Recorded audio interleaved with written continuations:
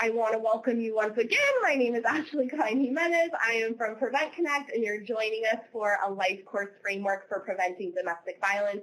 We're really happy to be joined by the Blue Shield of California Foundation. PreventConnect is a national project of the California Coalition Against Sexual Assault, sponsored by the U.S. Centers for Disease Control and Prevention. The views and information provided in this web conference do not necessarily represent the official views of the U.S. government, CDC, or CalCASA.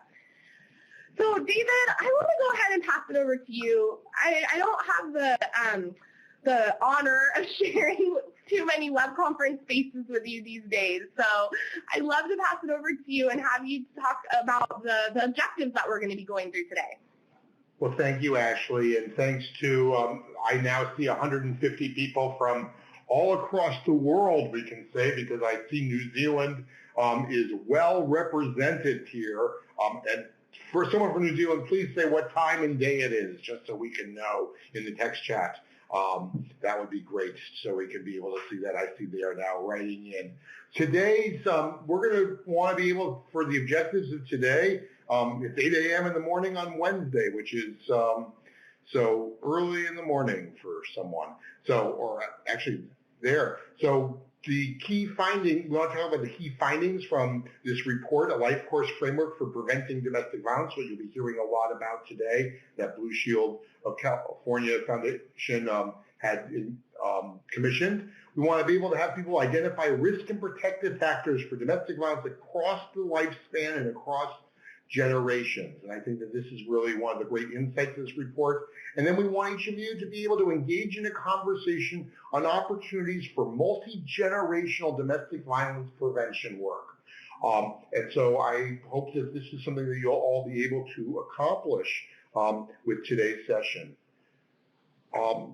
Let's talk about, I want to talk about a commitment to prevention, and I want to go back to one of my favorite sets of reports, and these were technical packages that the Centers for Disease Control and Prevention had put out on violence prevention, and there were many of them, and actually PreventConnect did web conferences on the Stop SV, the Sexual Violence Prevention one, and the IPV, or the around domestic violence prevention across the lifespan reports, and these summarize CDC's approach to looking at prevention efforts and highlighted key strategies. And they did this for not just sexual violence and intimate partner violence or domestic violence, but they also had done this around issues of child abuse, child maltreatment, and also youth violence.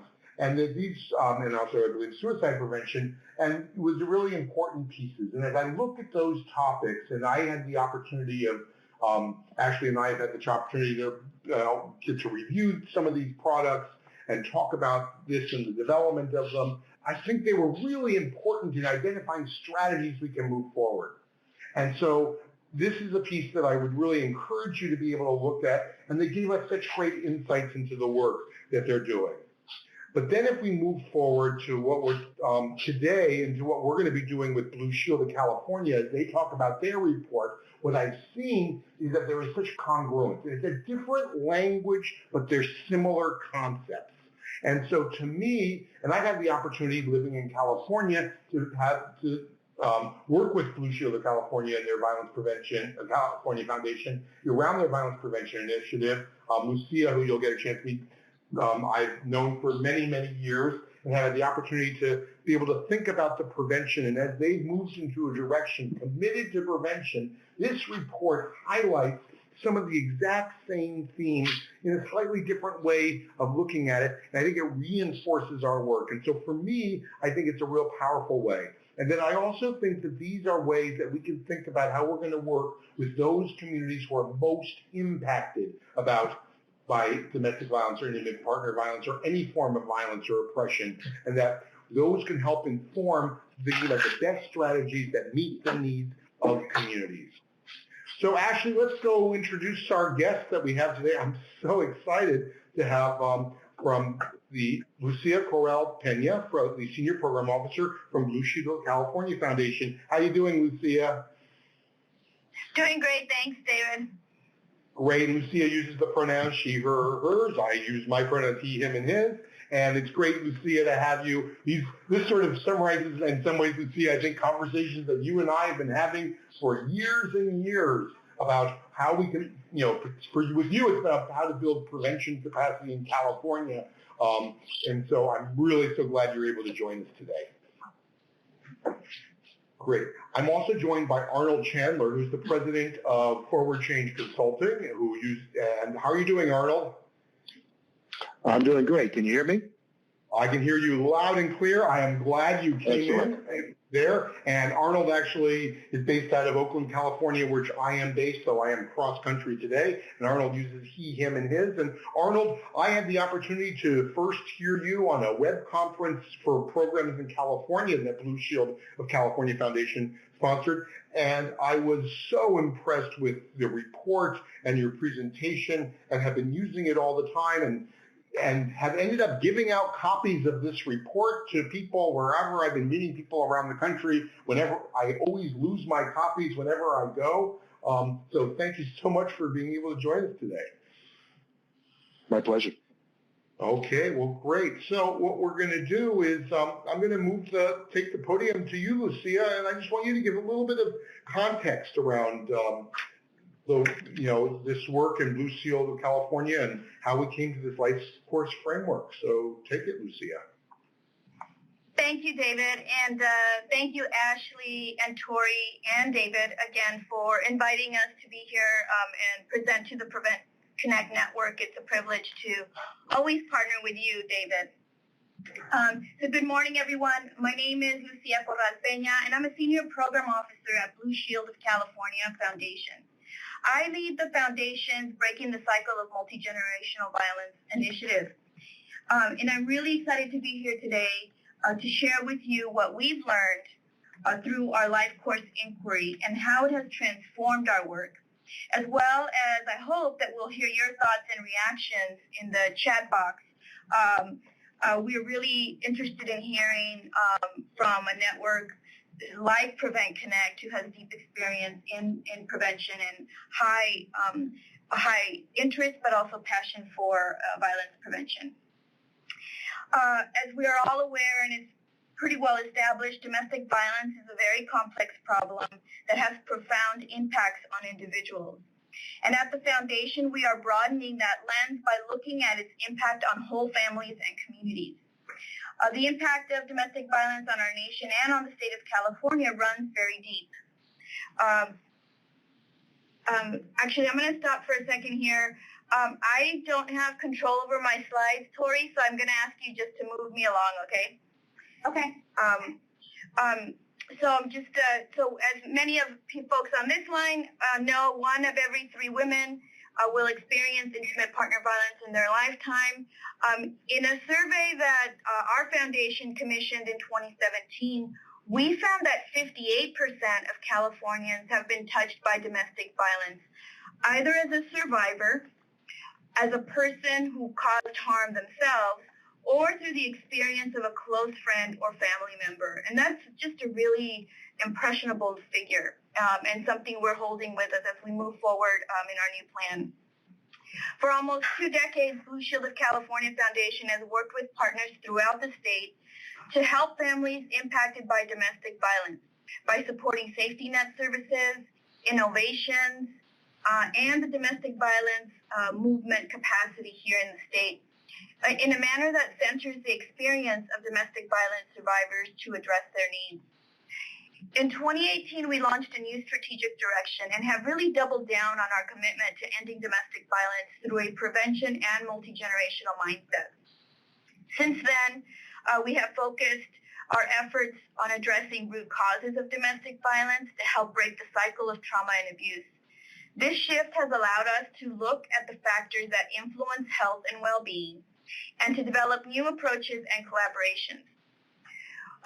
We're striving to promote new solutions to achieve our bold goal of making California the healthiest state and ending domestic violence.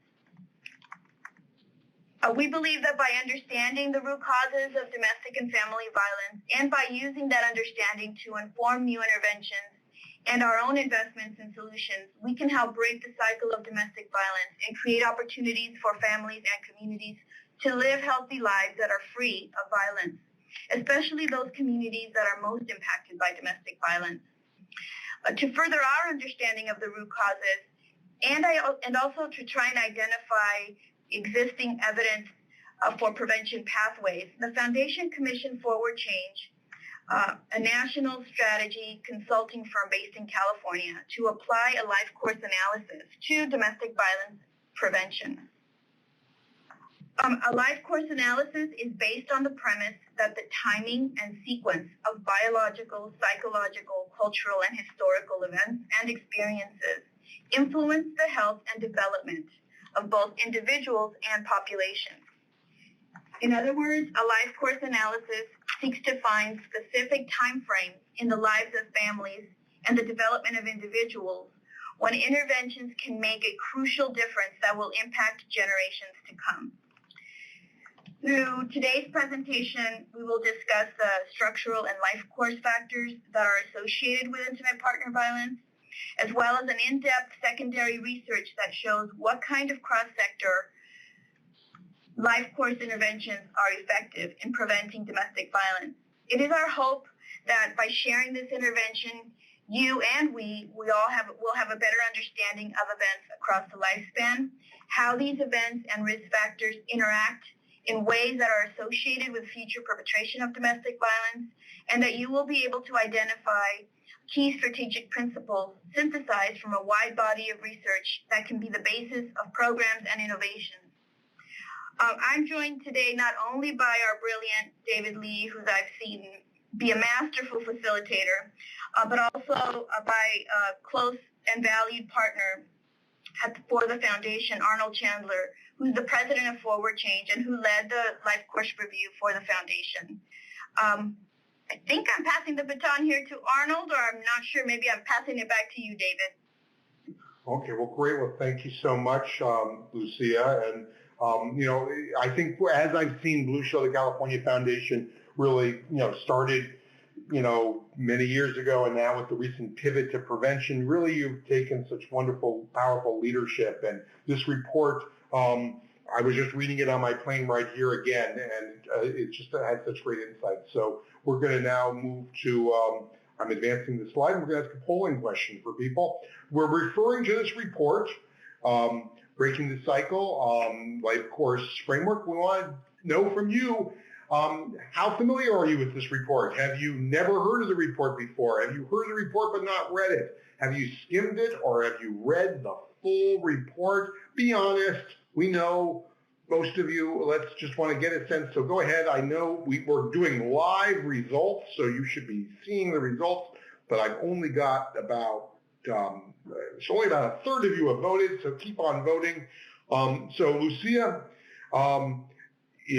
we don't have very many people who read the full report. We've got just a very few handful who have skimmed the report.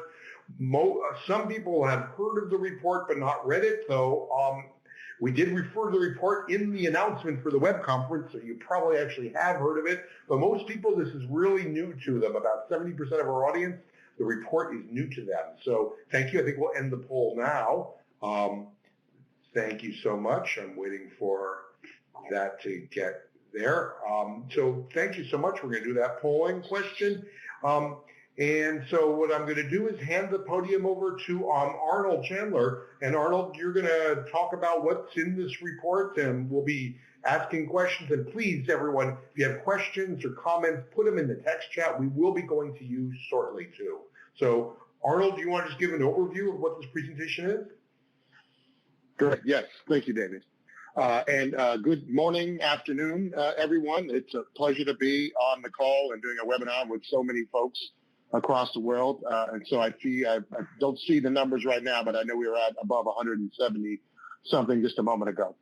But the presentation has got really 4 parts to it. And if you haven't, I really encourage you to check out the report. It does a good job of going in detail with the pros of describing these key ideas that I'm going to be presenting in this presentation. But there are things in this presentation that aren't in the report, particularly things where we identify programs for preventing domestic violence. And so there'll be additions here in the slide deck that you'll get. And so this webinar plus the report are going to give you more together than by either alone. So what I'm going to present is to first start with a broad sense of the prevalence of domestic violence and its consequences. We're going to briefly explore, and by the way, just as background, this entire presentation and the entire report is based on a synthesis of existing research in the peer-reviewed literature. So we wanted to get a sense of the overall findings from key literature sub-areas on these topics, summarize those, and then out of that develop a framework for action, which is really the priority of the foundation, of the Blue Shield Foundation of California. So we're going to start with that prevalence of domestic violence and its consequences. And then we're going to move to taking a life course approach to domestic violence prevention, what that means, frame some of the key concepts there, and in particular look at risk factors that have been shown in the longitudinal perspective, longitudinal literature to predict the later occurrence of domestic violence for people in adulthood. And in this case, we're going to be really looking at perpetration of domestic violence. Then we're going to advance the conversation to move towards life course prevention of domestic violence. And in this case, we're going to talk about something that I call deep prevention, meaning we want to prevent we want to prevent domestic violence long before it occurs. We want to prevent the first instance of domestic violence, not just the recurrence of domestic violence, which is what's dominant in existing policies and institutions. We want to see how we can alter the course of the cycle of violence that we see repeating generation after generation. And then after that, I'll briefly identify what programs we identified from the research evaluation literature that show that they have that they're proven in some randomized control context to prevent domestic violence, and we'll also identify some promising programs that have only been tested at relatively small scale, but point the direction towards deep prevention that we think should be the priority of the field. Okay, so let's go ahead and jump into domestic violence and its consequences. And what we have here is California data and data for the United States. We don't have global data. I know there's people from New Zealand and perhaps other countries on the phone. So unfortunately, we don't have prevalence data for all countries or for countries specifically. But we have this for California, and it's very likely that what you see here in California is reflective of what's happening in other states in the United States. So we see here the prevalence of victimization. So this is based upon a survey, the National Intimate Partner and Sexual Violence Survey, conducted between 2010 and 2012. And it asked individuals, have they been the victim of intimate sexual violence, physical violence, or stalking victimization? And here we see that data broken out by gender for women for the period 2010 to 2012. And we see fairly high rates of prevalence of domestic violence. But when we look at men, we also see high rates of prevalence of domestic violence in these three categories as well. And so we see a lot of prevalence that appears to show similarity across genders. And this is a finding that has been replicated over time, pretty much for the past 30 or 40 years in studies looking at prevalence of victimization. For the United States, we see a similar pattern. We see women showing higher rates of victimization, but significant rates for males as well. And so the phenomenon of domestic violence appears to be something that happens for both genders as reported on these surveys. Excuse me. But what sets the experience of domestic violence apart is its consequences, particularly the consequences related to fearfulness, PTSD, injury, and so forth. And when we look at that data, we see that women are far more likely to experience significant consequences of domestic violence exposure than men are. So these are the numbers right here in light blue for women. And we see generally prevalence rates that are around half or lower for men in terms of reporting some type of injury or some type of fearfulness, et cetera, related to exposure to domestic violence. Importantly, though, and this speaks to the issue of the cycle of violence, 1 in 5 children witness some type of parental domestic assault before they reach the ages of 18. And so that's a large prevalence level of children that are witnessing one parent commit violence against another. And this is important because, as we'll see later, witnessing or being exposed to domestic violence in the household while a child increases the probability that that child will grow up to be an adult who perpetrates domestic violence against an intimate partner themselves. We also wanted to gather evidence on what are the consequences beyond these self-reported data on individuals who indicated that they might have had some negative consequence of exposure to domestic violence. We wanted to distill down from the literature through longitudinal studies, particularly what are called prospective longitudinal studies, that could tell us, if we look at a broad swath of the population and their experience and exposure to domestic violence, what happens later in terms of their health or mental health or other behavior or biological outcomes that might indicate a consequence of domestic violence. In other words, we want to make sure that we measure domestic violence before we measure the health or related outcomes in individuals in the population overall. And what we found from a review of systematic reviews, meta-analyses, or studies that synthesize the broad findings from an entire body of literature found that depression is an important consequence of exposure to domestic violence. In fact, a national U.S. longitudinal study found that adult women who experienced IPV were 42% more likely to experience depression at a 5-year follow-up period compared to women that did not experience IPV. Similarly, women experience, or most of this literature looks at women and the experiences of women over time of experiencing domestic violence, referred to in the literature commonly as IPV. Post-traumatic stress disorder is a common consequence of domestic violence. Suicide attempts are also shown to increase following exposure to IPV incidents. And for children who are in utero, when a mother is abused through physical or sexual violence, it increases the probability that they are born preterm, low birth weight, or ultimately that they die, unfortunately, soon after birth. So let's move along to what it means to look at prevention of domestic violence from a life course perspective. And what that means is we need to understand risk factors that are happening much earlier in the life course, but also risk factors that need to be thought about not just from the individual's biography, but also what we call structural risk factors for domestic violence that make it more probable that certain populations are perpetrators or victims of domestic violence more than other populations. And in nesting or framing these broad categories of risk factors, we talk about risk factors as being situational factors or things that are immediately proximate to the risk of perpetration of domestic violence.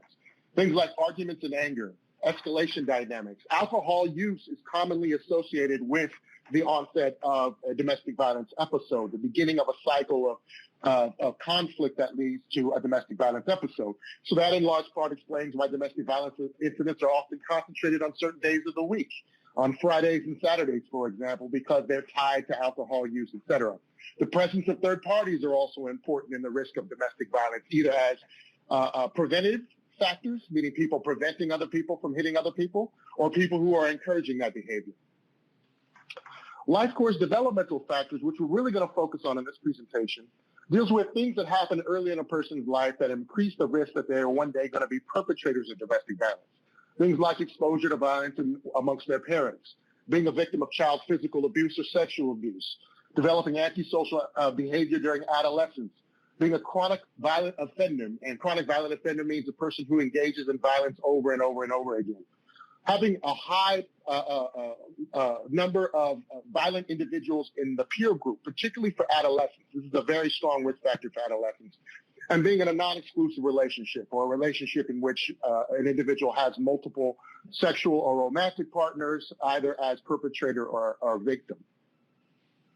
And then the structural factors are the big things that shape the probability that, for example, certain neighborhoods experience heightened levels of domestic violence, even certain states or certain population subgroups. Things like aggregate unemployment, education levels, gender age inequality, concentrated disadvantage, or harmful cultural norms, for example.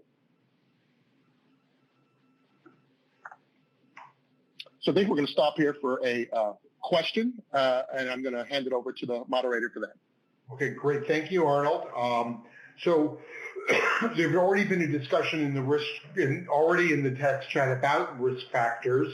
And one of the things I really appreciate this report is that you're really looking at risk factors for perpetration. We know that there's also risk factors for victimization, but a lot of it has been looking around the perpetration. So I want to ask the audience, in the work that you're doing, in your prevention work, what risk factors for perpetration are you addressing? What are the risk factors for perpetration you are addressing in your prevention work? We know that we need to be looking at both of them, but I want to be able to think about, in particular, the risk factors for perpetration. And Arnold, I really appreciate you talking about not just the individual, but also the structural ones. And so I see multiple people are typing right now. So Aaron talks about built environment, economic mobility, neighborhood cohesion, supporting nurturing fatherhood, as which is actually framing, those are framed as protective factors, the lack of or the risk factors. I think that's a really important one. Risk factors include anger issues, Vimy talks about. Addressing harmful cultural norms through community connection. What I love, Arnold, is I'm noticing that a lot of people are taking these risk factors and really talking about what the protective factor they're trying to promote is. That's really great to be able to see that. Childhood exposure to interpersonal violence and experiencing abuse. Talking about the cycle of violence and reflecting the impact on self and wishes to reduce impact on others. Connectedness to a caring adults. Early lifetime exposure, substance abuse, lifelong violence. Poor neighborhood support and cohesion. Romantic relationships and conflict. Rigid gender norms. And I know a lot of people here have been doing a lot around cultural norms and relationship expectations, alcohol, paid leave. I love how we're starting to move towards solutions, attitudes towards violence. So Arnold, you can see a lot of what some of the risk factors that this audience is talking about, from individual pieces to relationships to some of these more macro concepts, like addressing the economic impacts in terms of job retention. So I'm going to hand it back to you, Arnold. Great, thank you. Yes, indeed. I see a lot of alignment in what people are describing. And let me preface that last was of a sampling of things, not to be exhaustive. And so many of the things that you all are mentioning are things that are in the literature. And as we talk in individual, this is going to be really the bulk of what we're going to present today. We're not going to go into depth on all the structural factors. We did look at a particular area to try and identify things that aren't in this presentation, are touched upon somewhat. So when we think about domestic violence in a person's life, the perpetration of domestic violence, once a person reaches adulthood, we're also going to talk about adolescent perpetration or what's called teen dating violence. We're really looking at the perpetration of domestic violence that happens with an adult for the ages 19 to 26. And the reason that's important of young children. Arnold's voice is going in and out. Arnold, your voice just went out a little bit. So if I just heard a little slight sound thing. So if you can, I don't know if you just changed your phone line. So if you can repeat that last sentence. I was referring to is that what we're going to look at is in this part of the presentation, or the bulk of this presentation, are risk factors for domestic violence perpetration in a person's life, with particularly domestic violence perpetration that happens in young adulthood between the ages of 19 and 26 is what we're going to look at. And the reason that looking at that perpetration of that age span is so important is because people are likely to commit that type of violence, in the presence of children, particularly young children, which is how the intergenerational cycle really begins. And so that's why we're going to zeroing in on that particular and to the risk factors that you are going to see in just a moment. But as we consider the perpetration of domestic violence, and we want to consider how to prevent domestic violence, we have to think about pre-domestic violence risk trajectories, not just risk factors as isolated moments in time, but risk factors that create the probability that a person would likely, once they reach adolescence or adulthood, to perpetrate domestic violence. As we saw, structural factors contribute to these risk factors in broad populations, meaning they raise the probability for entire groups of committing domestic violence. And then the life course factors, which we're really going to zero in on today, raise the probability that a person perpetrates domestic violence later in their lives. Look, perpetration of domestic violence, we not only want to consider the act itself, but the act consequences, the series of acts that take place and their consequences, the health consequences of violence for direct and the consequences of domestic violence exposure for children's risk of domestic violence perpetration. Meaning we want domestic violence, but when it occurs, we want to see how we address the results of domestic violence that invariably over time lead to more perpetration of the victims, particularly by domestic violence incidents, unfortunately, don't occur just one time. They actually tend to reoccur over time, especially amongst the most violently victimized individuals. And as we're going to talk about, much of this domestic violence reoccurrence is really where the majority of the efforts of existing systems are focused. Our law enforcement systems and our existing service infrastructure is really concentrated on preventing domestic violence reoccurrence, but not the perpetration of violence in the first place, or the vast majority of incidents that don't actually become part of the criminal justice system. Of course, predictors of domestic violence. So in this case, we looked specifically at longitudinal studies. Now, if you examine the broad literature, you can look at literature review, systematic reviews that tell us what the predictors of domestic violence adulthood. But many of those studies are based on cross-sectional design, meaning they don't actually isolate the temporal order between the risk factor occurring first and then the domestic violence occurring later, domestic violence perpetration occurring later. We wanted to ensure that our synthesis zeroed in only on longitudinal studies that allowed us to identify risk factors occurring before the perpetration itself. We also wanted to use larger lines that would allow us to control for a variety of small effects and include several control variables. When you have smaller samples, you have statistical significance issues, you have other things that play into your ability to control factors and try and zero in on those things that might be really causal factors in producing the perpetration of domestic violence. In total, we identified 25 longitudinal studies that are the basis of this analysis. The reported sizes that you're going to see in the next slide are based on multivariate and multinomial logistic regression that try and establish the independent effect of that risk factor. What that means is they take a risk factor and they control for a whole variety of other risk factors, and key factor still has a statistically significant, and then it helps us zero in on those potential, possibly causal factors that might be amenable to influence to reduce the probability that a person might inflict domestic violence with. An important thing to note about domestic violence peaks in the early 20s and young adulthood. And the reason that's important, as I mentioned before, is because folks are very likely to have young children during this period, especially if we're talking about minorities, racial minorities in the United States, if we're talking about immigrant groups. They're likely to have children at these ages, and so that explains why roughly 50% of children who are directly exposed to domestic violence are under the age of 6.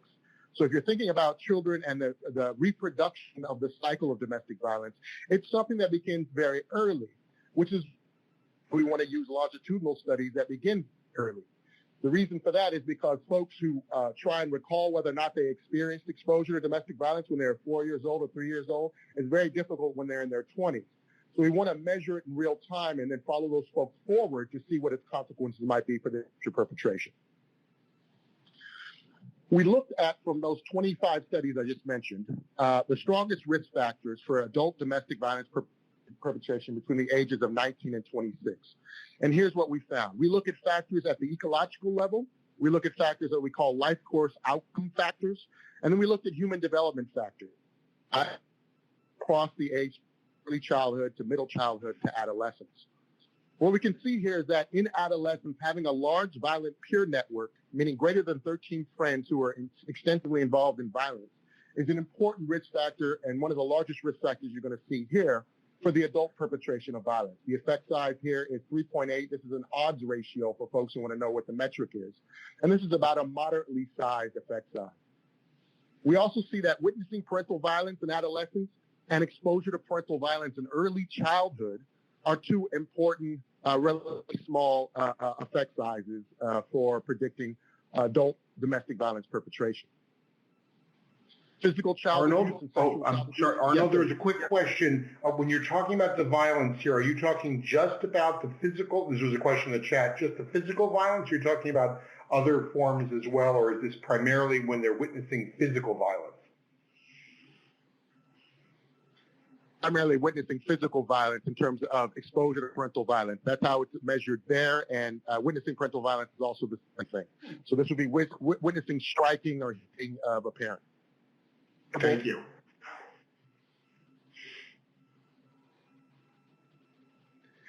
And Arnold, your voice is going a little bit in and out, so we were making the observation when you talk a little slower, it seems to work a little better. So, and just keep your mouth closed because your voice is going a little bit in and out. Thank you. Okay. Moving along to adolescence, we can see there that parent alcohol use, partner verbal abuse, and witnessing severe sexual violence are small risk factors that predict adult violence, domestic violence perpetration. In terms of life course outcome factors, being in an abusive relationship or engaged in chronic violent offending are two important life course predictive factors.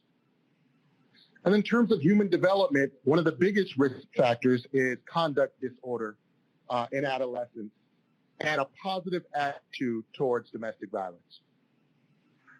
What's important about what we found in analyzing these 26 longitudinal studies is that most of them did not include perpetration in adolescence of teen dating violence as a risk factor for adult perpetration of domestic violence. And we know from other studies that there's a strong correlation being a perpetrator of teen dating violence and being an adult perpetrator of domestic violence.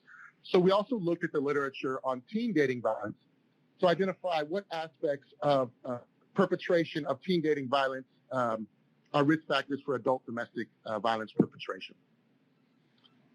Partners' prior use of teen dating violence in the same relationship is by far one of the strongest predictors. And what that means, if partners use teen dating violence, I'm more likely to use teen dating violence myself. And so when we ask adolescents, has a partner recently used teen dating violence against you? And then we ask them if they themselves have engaged in teen dating violence. There's a strong correlation between those two factors. Parent-child boundary violations is also an important ecological risk factor in adolescence. Peer dating violence, being victimized by peers, increased involvement with antisocial peers, and early involvement with antisocial peers. Peer effects are very strong in adolescence as a risk factor for teen dating violence.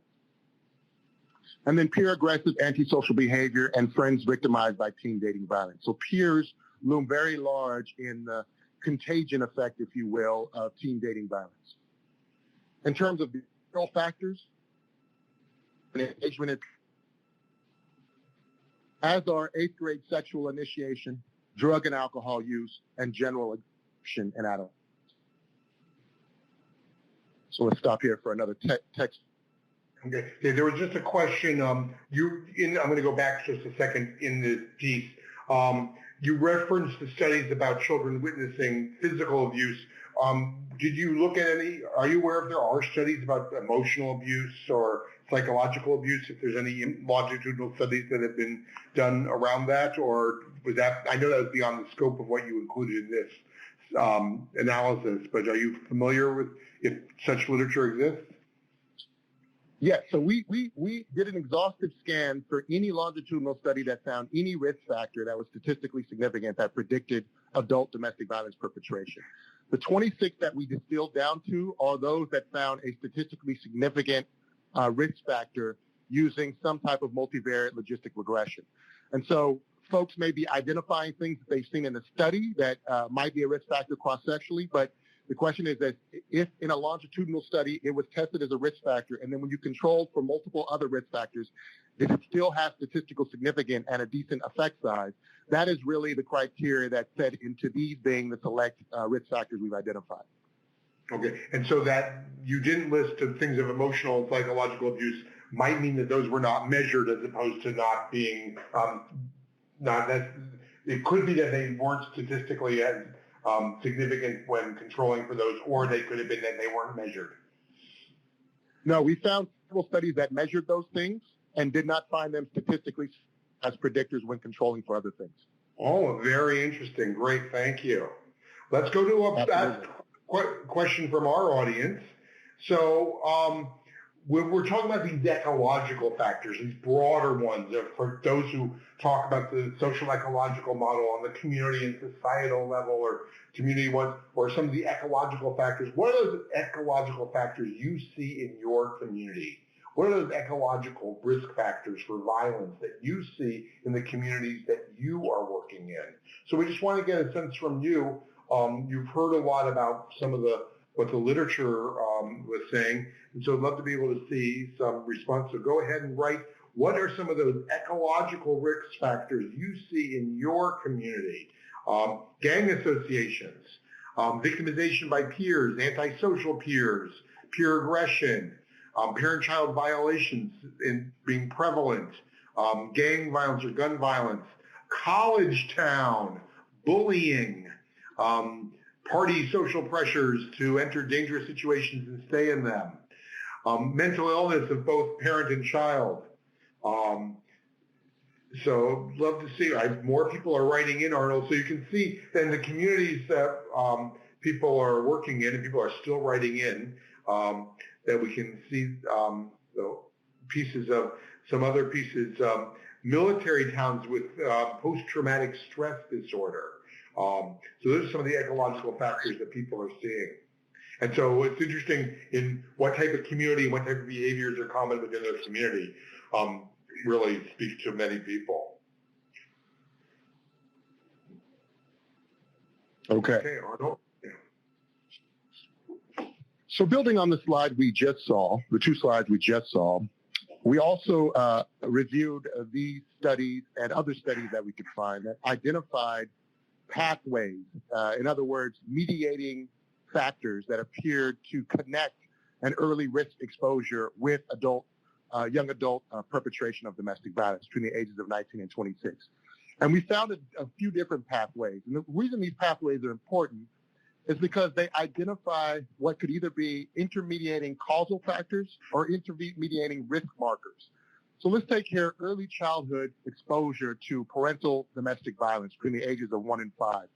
What this study found is that an intermediating variable that appeared to connect that early exposure with adult IPV perpetration was adolescent externalizing behavior that involves aggression primarily as being one of the strongest markings of externalizing behavior.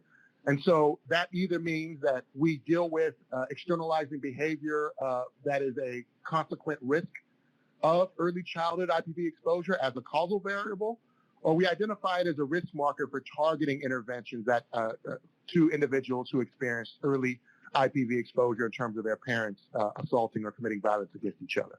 So you can think about these intervening variables as potential things that we can disrupt or markers of the population we should focus on. In childhood, exposure to violence among parents was intermediated by PTSD and substance abuse as a variable that's been connected to adult IPV perpetration. Childhood abuse was also connected to adult antisocial personality disorder as a risk factor for IPV perpetration.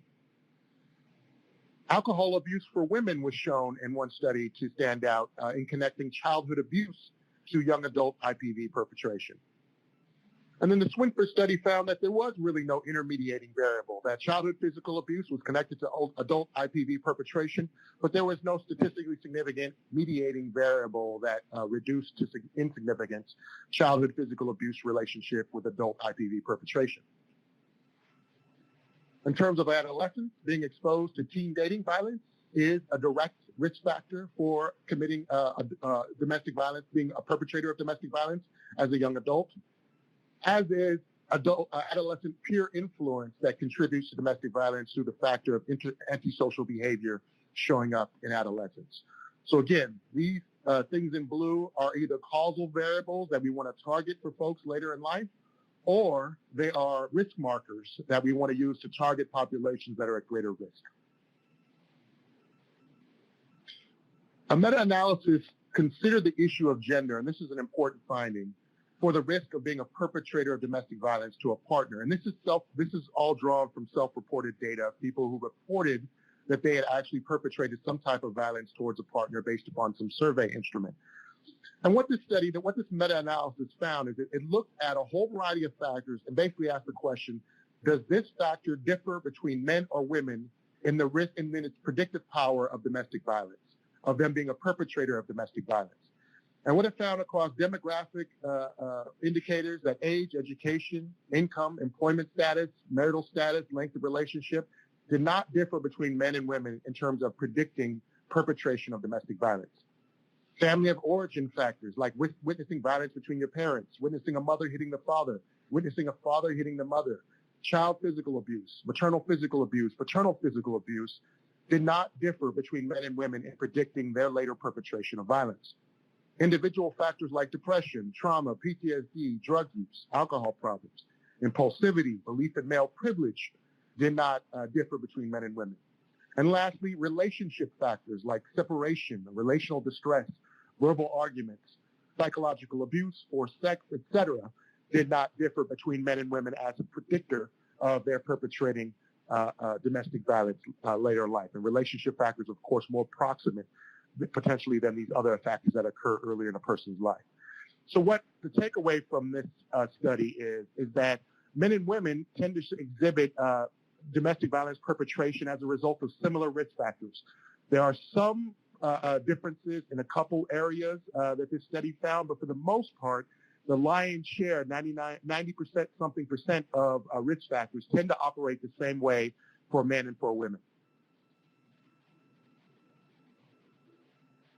So in this section of the presentation, we're considering the question of moving towards life course prevention. And as we get to the end of this section, what we'll be talking about is moving towards deep life course prevention, prevention that happens across the life course. We can talk about life course prevention that might happen, say, in adolescence to prevent adult domestic violence perpetration. But when we're talking about deep prevention, we're talking about prevention all the way to very young childhood. We're talking about how can we influence the risk of domestic violence across a person's entire lifespan.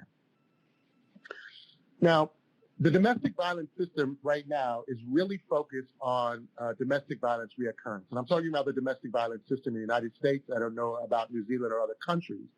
But in the U.S., the lion's share of dollars, the lion's share of resources in terms of staff and organizational investments and policy are really aligned to preventing domestic violence reoccurrence, meaning the system is triggered when a person experiences domestic violence for the first time with the intention of preventing domestic violence from happening a second time or a third time and so on.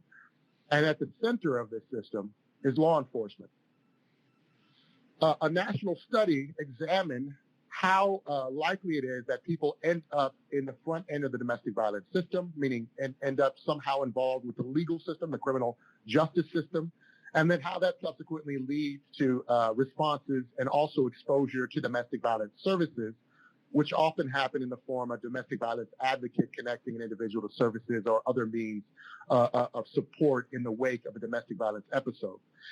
This study looks specifically at family violence, and what it meant by that is domestic violence incidents that happen in the context of children. And the reason that's important is because we know exposure to violence among children is one of the primary risk factors that they will one day grow up and be perpetrators of domestic violence themselves. And so when we think about the current domestic violence system and all the domestic violence incidents that happen in society, we want to say how many of those domestic violence incidents in society actually make it into some type of funnel that provides an intervention that might address the reoccurrence or the risk of domestic violence. And what the study shows here is that 25% of family violence incidents led to police contact as the first way into the domestic violence system. What that means, in other words, is 75% of family violence incidents do not result in police contact and generally do not get involved in the domestic violence system with its services or with its criminal justice processing. Of those 25 or those quarter of domestic violence incidents that trigger police contact, roughly 12% result in some type of arrest. Roughly 8.3% of incidents led to the filing of criminal charges. 3.1% of incidents resulted in a conviction or guilty plea, and then about 2% resulted in sentencing to prison or jail. So if we're talking about removal of a person who might be posing a risk to a family through domestic violence, we're talking about roughly 2% of incidents actually result in that ultimate outcome. And then roughly 15% of incidents led to contact by a domestic violence advocate, and that's one of the first doors into services of support for domestic violence victims. So the key takeaway from that slide is that the vast majority of domestic violence incidents that happen in families with children do not end up in the domestic violence or do not become involved in what we call the domestic violence safety net. The core of the domestic violence system is punishment and deterrence of perpetrators with arrest and prosecution, with crisis response for victims in the form of what are called survivor services, and then treatment and behavior change for perpetrators, better intervention programs, which garner the lion's share of resources for directly intervening with perpetrators outside of law enforcement remedies, including particularly incarceration. When we look at the research literature on what these three major pillars of the domestic violence accomplish, it's sobering, I'm sad to say, about what we get from a prevention standpoint of the domestic violence safety net as it's currently constituted. One of the important findings that is shifting our view on criminal justice in the form of arrest and prosecution is drawn from one of the original studies that actually produced the movement towards a very criminal justice-centric domestic violence prevention system. That study was a study that was done in Milwaukee in the 1980s called the Milwaukee Domestic Violence Experiment. It was a relatively small field that tested whether or not a mandatory arrest led to the reduction of domestic violence reoccurrence or recidivism 6 months after the person was arrested. And what they found was a relatively small reduction in re-victimization 6 months after arrest that led people to conclude that mandatory arrest is the best policy we should embrace for preventing reoccurrence of domestic violence. And that led to an adoption of these types of laws across the country. I'm not sure the full set of states that are represented on the phone, but the vast majority of states have adopted either a mandatory arrest policy or a pro-arrest policy in the event that a law enforcement officer identifies evidence of domestic violence. They are supposed to arrest someone. There's encouragement to arrest someone rather than just walk away from the scene with a warning or to advise people not to engage in more violence, or if there is any other alternative, to take that route. The reason, of course, this was embraced as a policy is because so many domestic violence incidents were essentially overlooked by law enforcement in the past. So there was a very valid social justice idea behind the purpose of making mandatory arrests a requirement. But the real question that we have to ask ourselves is, does it work? Does it actually lead to a safer outcome for the victims from being re-victimized? And sadly, the evidence doesn't bear out that it actually is effective. A study that looked at domestic violence incidents between 1996 and 2012 found arrests had zero effect on rates of re-victimization for victims. That the arrests really didn't reduce long-term risk of re-victimization from those partners.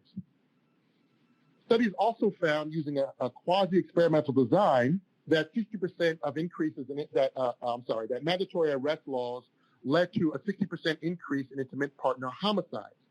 This quasi-experimental design is based upon the idea that different states adopted mandatory arrest policies at different times. And so what they did is they compared states before and after their adoption of these policies for their changes in intimate partner homicides. And what they found was pretty clear, that the change in policy had a really significant effect on the increase in intimate partner homicides in that state. And so this gives rise to a conclusion that this is a very plausibly causal effect and not just a correlation that's due to other factors. So what really is the linchpin of this finding is a follow-up study done to that original Milwaukee domestic violence experiment that we just saw on the left side of the slide. What that study did is it looked at 23 years later, what happened to the women or the victims whose partner was either arrested or not arrested and given a warning. Those folks that fell into the control group. What happened to the treatment group and women whose partners fell into the treatment group, and what happened to women whose partners fell in the control group. And what they found is that victims whose partners were mandatorily arrested had an increase of 64% in their all-cause mortality. And this is not from mortality due to domestic violence incidents or violence incidents, but from things like heart disease or other types of long-term morbidities. Those were increased as a consequence of their partner being involved in the criminal justice system as a result of a domestic violence incident. And what was more important and more alarming about this study is that the effect was really just concentrated among Black women, whose risk rose by 100% compared to white women whose risk rose only by 9%. And furthermore, the study found that if we looked at Black women who had jobs at the time that their partner was mandatorily arrested, their risk of all-cause mortality increased by 420%. So if we go back full circle to that original study and we update it by what happened to those same victims 23 years later, we see that actually the Milwaukee domestic violence experiment didn't yield a positive net benefit for victims. It actually led to very serious and dire consequences much later in their life as well. In terms of crisis response victims for survivors, the evidence of meta-analyses tend to suggest that a short-term quality of life is improved by intensive advocacy services. for women, and those improvements in quality of life show up as much as 2 years later. And so there is strong evidence here from this meta-analysis that intensive advocacy related to legal assistance, housing, public services, protection orders, the whole gamut of services that survivors need. If those are done intensively and fairly quickly after a person is victimized, they tend to yield positive benefits later on. Brief advocacy, shorter-term advocacy that happens only for a couple weeks and doesn't include the entire array of services tend to have smaller benefits long-term. There's mental health benefits. There is a reduction in abuse, particularly for pregnant women and for less severe abuse. But generally, if we're looking to deliver the biggest bang for the buck in terms of preventing recidivism, intensive advocacy is our best bet. And then in terms of interventions directly administered to perpetrators themselves, the evidence is not encouraging. Batterer intervention programs built on the Duluth model is the most commonly adopted type of batterer intervention program across the country. That was a model pioneered in the 1980s that is built on a framework centered on revising men's patriarchal views about male power and control, focuses on confronting the endorsement of learned violent behavior. A centerpiece of that is something called the power and control wheel. And a meta-analysis of 22 evaluations of those types of programs found that there's not much benefit to batterer intervention programs beyond the effect of arrest on recidivism. And the effect of arrest is either some level of deterrence or really incapacitation if that person is locked up, meaning you're keeping that person away from the victim so they can't harm the victim, and that's where you get a reduction in recidivism. But for the most part, batterer intervention programs aren't yielding the results that were promised by the early models. So when we put all this together in viewing the current system that is the dominant actor in preventing domestic violence, or at least preventing its reoccurrence, we see that the vast majority of domestic violence incidents do not actually make it into the system itself. The core components of the domestic violence system are weak on prevention, and those that focus on reoccurrence are actually not as effective as they could be. In some cases, the arrest and prosecution-centered focus of domestic violence prevention or reoccurrence actually harms victims, according to what these studies are yielding after long-term follow-ups, so that the punitive deterrence paradigm may be counterproductive in its effects on domestic violence victims. Intensive domestic violence services appear beneficial, and batterer intervention programs do not. So what do we do given this fact? Well, I could say that we should radically revise the domestic violence prevention system, which we should, but that's a bit beyond the scope of this presentation, partly because there's not a lot of evidence that have pointed to what are the consequences of these specific reforms, because reform has not actually taken hold in a significant way across the country. But what we can do is look at studies that are aimed at some deep prevention intervention and see what they're yielding in terms of their effect to prevent domestic violence later in life. If we distill down what we looked at earlier in the production of what we call the domestic violence cycle, the repeating cycle of domestic violence perpetration, we can organize those slides into this overall view: ecological risk factors, life course development factors, and behavioral outcomes. But what we're going to do is look down here on the left side. We're going to look at early childhood risk factors, middle childhood risk factors, and then adolescence risk factors. And we're going to look at how just having one of these age spans have risk factors can lead to adulthood perpetration. But really what we're seeing is a lot of kids who are exposed to domestic violence in early childhood are also exposed later in life. They're also exposed in middle childhood, or they might be exposed in adolescence. So they're experiencing cumulative life course exposure to risk factors, which deepen the likelihood that they'll perpetrate domestic violence as adults. And if we put all these slides on here, what we're essentially going to do, we've already looked at many of these pieces on the other slide. What I just want to do is present the big picture of thinking about life course preventative intervention. We can alter ecological exposures in early childhood, in middle childhood, and adolescence, but we particularly want to account for the fact that some children experience exposures across all of these time periods. They experience child physical or sexual abuse in early childhood and middle childhood, maybe even perhaps in adolescence as well. They experience impaired mother-infant bonding early in childhood, increases their likelihood of risk later on. But we also look at these behavioral outcomes over here: peer aggression, behavioral problems, academic problems. Those can accumulate on themselves as well. and produce a trajectory towards adult domestic violence perpetration. So what we're talking about when we're thinking from a life course standpoint is how do we prevent ecological exposures at any particular age span, but also how do we prevent the ecological trajectories that accumulate over time to increase the risk of domestic violence perpetration. But we also want to explicitly target behavioral trajectories that we see show up that might build upon each other and increase the risk that a person will later perpetrate domestic violence. So we looked at interventions with these ideas in mind for programs for preventing domestic violence. We scanned for proven or promising programs for preventing domestic and family violence. Domestic violence is basically the equivalent of IPV, violence between two partners, and family violence in our usage refers to domestic violence that occurs in the context of children in the home who are likely to witness that violence.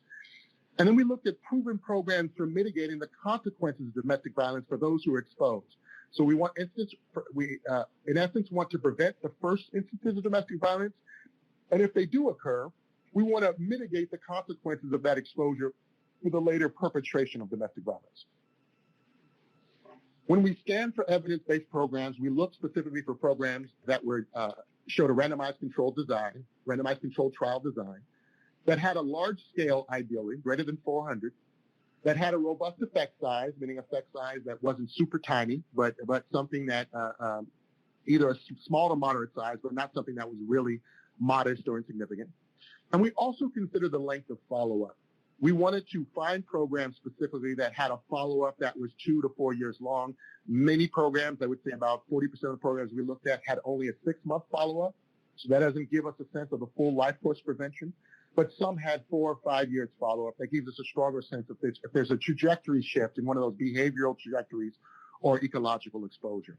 We also wanted to look at interventions that occurred at different life course stages. We wanted to make sure we identified interventions that happen in early childhood, that happen in middle childhood and adolescence, and some that happen later in adulthood. We considered equity or external validity issues, and that really revolved around making sure that we looked for programs and identified programs that had a treatment population that included racial diversity or class diversity, or that targeted populations, for example, in urban areas or particular areas that are high risk for domestic violence exposure. And we also wanted to look at interventions that targeted immigrant and documentation populations that are immigrants or have documentation status issues. So we wanted to make sure that we're not just highlighting those programs that bubble to the top because they're dealing with a broad population that is not reflective of the most disadvantaged. We wanted to drill down and find interventions that targeted populations at the highest risk. And we also wanted to find interventions that are dual generation, in the sense that the intervention was designed to address the consequence or prevent domestic violence for a parent, but also address the consequence or prevent domestic violence for a child, that tied both interventions together.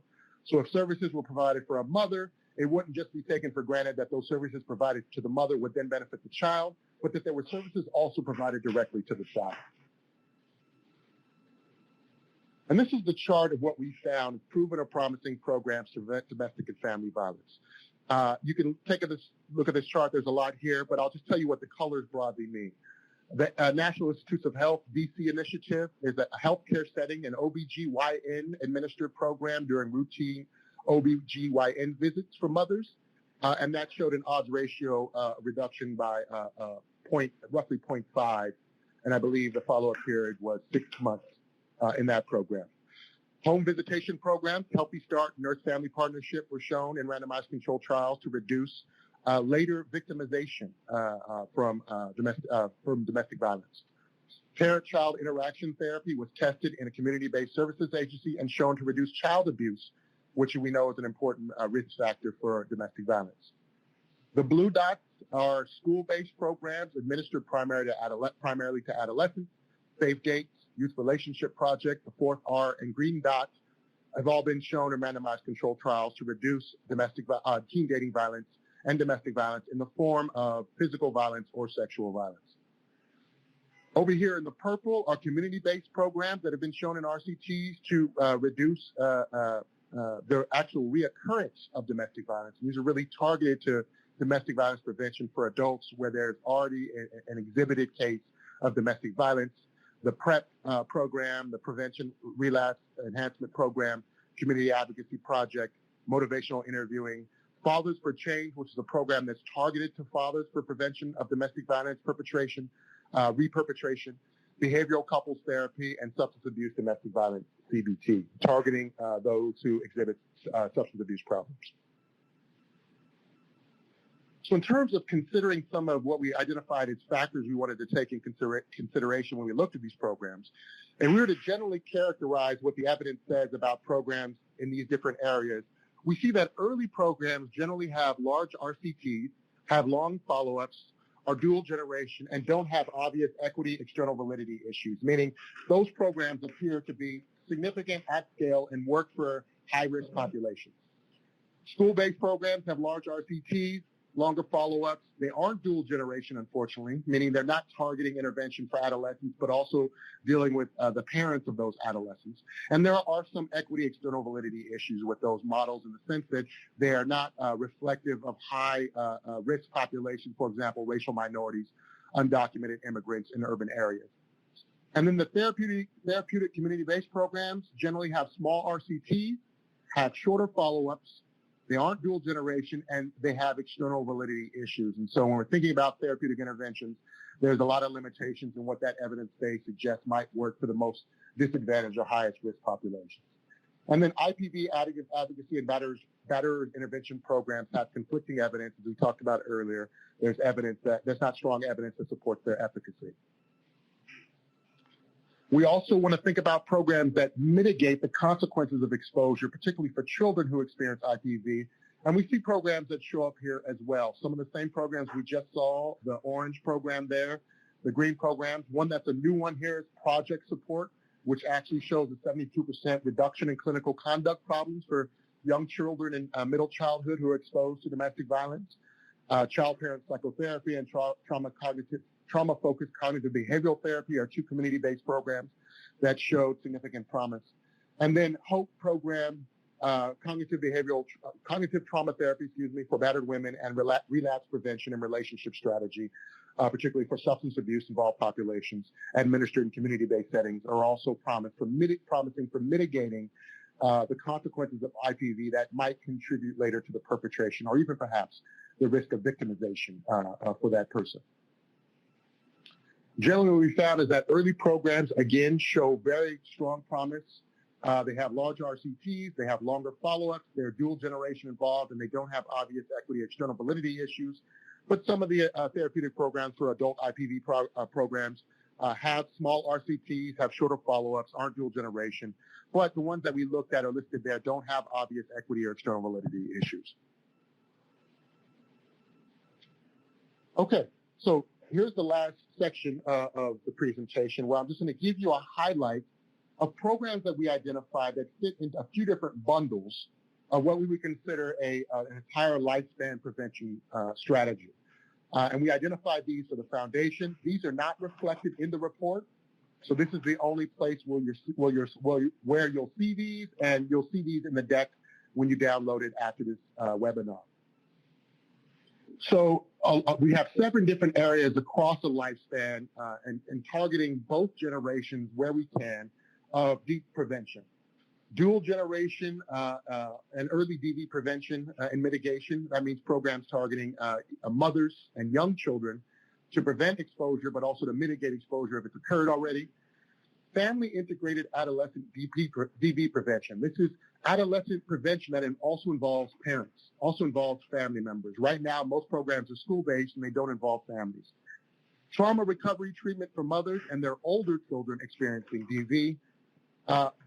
Unfortunate limitation of, for example, domestic services in domestic violence shelters is they don't allow teenage boys, for example, in many domestic violence shelters. So those boys who are actually at greatest risk of later becoming perpetrators are excluded from services, and they are actually in greatest need of services themselves for perpetration.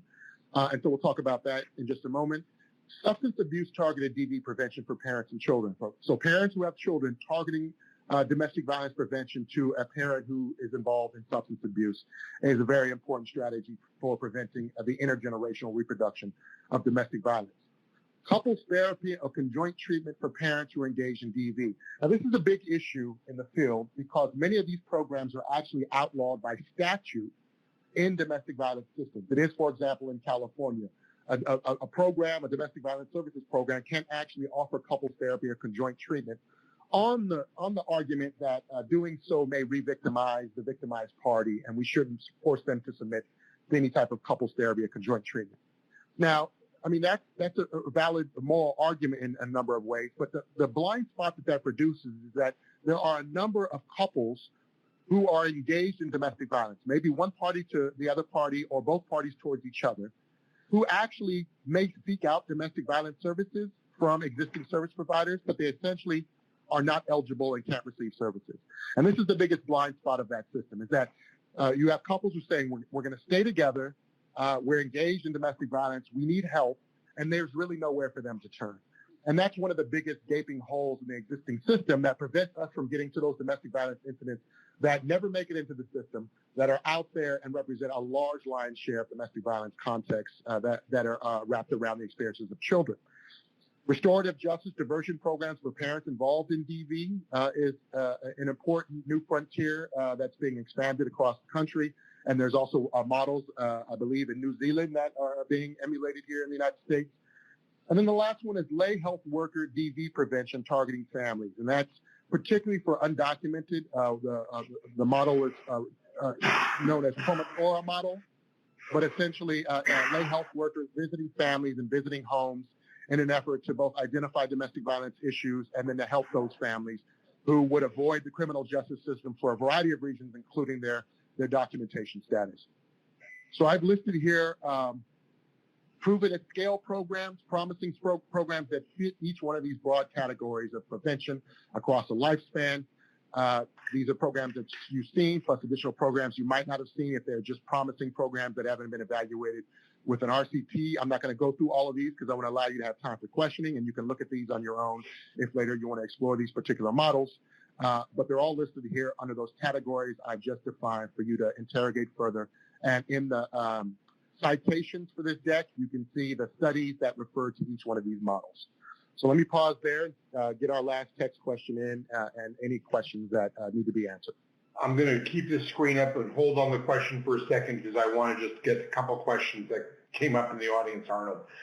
When you talked about the Milwaukee, about the long-term, the 23-year analysis of the Milwaukee study that's looking at law enforcement mandatory arrest, someone asked if how well disseminated are those in law enforcement circles? Are you aware of any people, are they revisiting around mandatory arrest policies from that study? And so what do you know about that? I actually learned about that study from reading this report myself. Yeah. I mean, it's a sobering study. Unfortunately, I don't have a good sense. For me, the study came out recently, relatively recently. But my sense is that it's not widely disseminated. It's not in the front of mind for a lot of administrators in law enforcement. So it's not really making it into practice. But the reality is that policymakers really aren't aware of this. And by that, I mean legislators and governors and so forth are not really aware of that finding of the study. And what's sobering about that study is the person who did the follow-up study is the same person who did the original study. So he was acknowledging in this how sobering this experience was for him as a researcher to see 23 years later, his original study actually gave a very wrong impression of the implications of this practice for the outcomes of victims. So I'd say we're at the very beginning of this dissemination. Hopefully this webinar and other things associated with the Blue Shield work will get the word out. But right now, I can tell you that from conversations that I've had, it's not top of mind as a reform call to action. Right. Though I do want to note that there's been a lot of leadership, particularly from women of color, who have for many years been pointing out the problems of systems that rely on criminal justice from the very beginning. Absolutely. And so that there's been, groups like Insight and many others who have been raising those concerns. And I think the emergence of more restorative and transformative justice efforts those discussions have expanded, have really taken a long-term critique of that, this just empirical data to once again affirm some of those concerns that have been raised for many years. And then from a prevention standpoint, it really speaks to the need to invest in prevention efforts as to be able to find ways to be able to actually make impact. And that's, I think, an important outcome of your presentation is that investment. And there was something that just was, there was about the blind spots about conjoint treatment. If you could just sort of briefly just, in some states such as in California, they're prohibited to have, to be able to have joint treatment for better intervention, yet can you just talk a little bit about the blind, and while there's real and valid safety concerns around that, you would point out there's some blind spots to that. And if you can just clarify that, there was a question about that. Yeah, so, and this is a subject of significant debate within the research community and among advocates, is that, we don't want to force people into conjoint treatment. We don't want to force women who've been victims, for example, into couples therapy if they don't want it. That's understandable. The blind spot is that by making it illegal to provide those services with existing public dollars, it prevents those services from being available to couples who actually both want to be in couples therapy for this issue. And that's the blind spot, is that there's a lot of couples who say, we know we've got a problem with domestic violence, we have children, but we're not going to break up. We're not going to not see each other anymore, but we need to deal with this issue because we both have a lot of issues from our own experiences that are coming to bear on our violence and our relationship. And that is the blind spot, is that we're locking out a lot of people who don't end up in the criminal justice pathway from accessing services because we're making it illegal on the premise that it's going to re-victimize couples of women who go in through the criminal justice system and participate in potential couples therapy. Right, and there's some concerns about, and I think it's beyond the scope of what we're going to be able to get into now.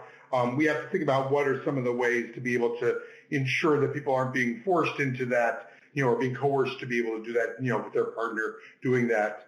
Someone was asking for the audience, if anyone knows domestic violence shelters, they have separate facilities to provide and oversee programs for abusers, provide more intensive individual therapy for abusers. So there are many programs that do have programs for both. People can write in about that.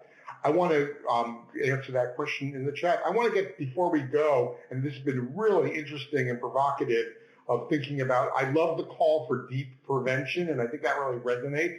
So I want to think about here, so I want to think about the audience. What policies or practices or approaches of deep prevention do you see in your work, and how can these elements help in building partnerships and breaking silos? So what are some of the ideas about some of the deep prevention work that you can be doing? And I know we're running out of time, but I think that those recommendations that you came up with, that slide, I actually tweeted about that also, because I think the idea of deep prevention really aligns with what we've been doing at PreventConnect. And I think it aligns with CDC's call for primary prevention and efforts from programs like Delta or Delta Focus or currently Delta Impact that have been really trying to find ways to be able to look at ways to make changes in a comprehensive way. And so I'd love to just be able to see, I see multiple people are typing right now, but they're still typing. So what are some of those practices or deep prevention that you're thinking of? So go ahead, and I'm just waiting as people are writing their responses, and I see a couple people, many people are writing. So it's taking a little bit time to be able to get here. And I know we are only in the last few minutes of our web conference.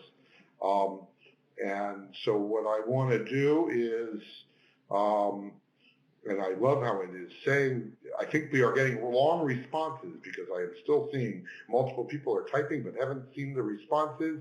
Someone asking if you'll have access to the text chat. We will post a text chat information onto the web there. It takes a week or so for us to get that together, but we will have that chat information. We just love to be able to see forward. If you have any other questions, this is the time to be able to get those questions. Someone talked about a parenting program in a non-residential site of a shelter program. She's curious about infant mental health and increasing secure attachment between mothers and babies' dyads as protective factors or kids who are exposed to domestic violence. So once again, a way to look at a two-generation approach, intergenerational approach, which this report is calling for. Shifting from a sprinkling approach to a saturation approach, focusing on 5 communities instead of the 27 in their service area. So really thinking about comprehensive prevention, talking about programs for youth focusing on healthy relationships. Our community here in Durham has been developing trauma-focused and client-driven interdisciplinary solutions for working with DV survivors and their families. And so those are some of the places that we are being able to see some of the interest in it. And so I think it's really interesting to think about this from a two-generation approach and where we can have our biggest impact. And what I love about this report, Arnold and Lucia, is how you've added the sense of time, and that we think about this from a developmental stage of not just looking at a risk factor as a risk factor, but to look at it by the different ages and look at the impacts on different behaviors really gives us an idea of where we can target our energies to be able to move forward. I do want to be able to, talk about doing community chat, intergenerational community mobilization, and when chat, Vimy says when talking about chat, chai, she has community chai. I was wrong. I misread it. Community chai, she means tea. So community teas of people together. I assume tea is a social event, and someone's doing Green Dot, which is one of the programs in their college campuses, and being able to do it. And we just want to get a sense of how are you going to apply some of these findings in your community in our last minute. Just love to hear what some of the ideas that you're doing of how you are going to try to implement this in your community to your work. What inspired you from this presentation that makes you think about where you want to be able to go and think about being able to move forward. I am so sorry we are running out of time. I want to really thank Arnold Chandler for presenting so much information. That was very rich. I found someone who can talk just as fast or faster than I can, so congratulations, I think, for that. And Lucia, I want to thank you for the work that you've done in bringing this moving forward. I already see people are ready to share the findings around the mandatory arrest and be able to see where they're going to be able to move that forward. And they're going to work with, I'm missing the word. We're working with community development leaders that work with the whole community. So really thinking about getting community-centered approaches to work that they're doing. And so with that, there's lots of citations that you'll get in the slides. The slides are available on our website at PreventConnect. You can download that. We will have a recording of this web conference available in the next week. We are in our last minute. I want to thank all of you, thank our guests. We do have more information for proven programs, which you can see, lots of pieces. We hope you can connect with PreventConnect. Ashley, any last thing I should say? Thanks to Arnold and Lucia. I think you got it, David. Thank you, everyone. Okay, and do join us. We've got some great web conferences this week and next week on related topics. Check them out. We'll be talking about some of these same themes then. We're going to extend our web conference now. This concludes today's web conference. Thank you for joining us.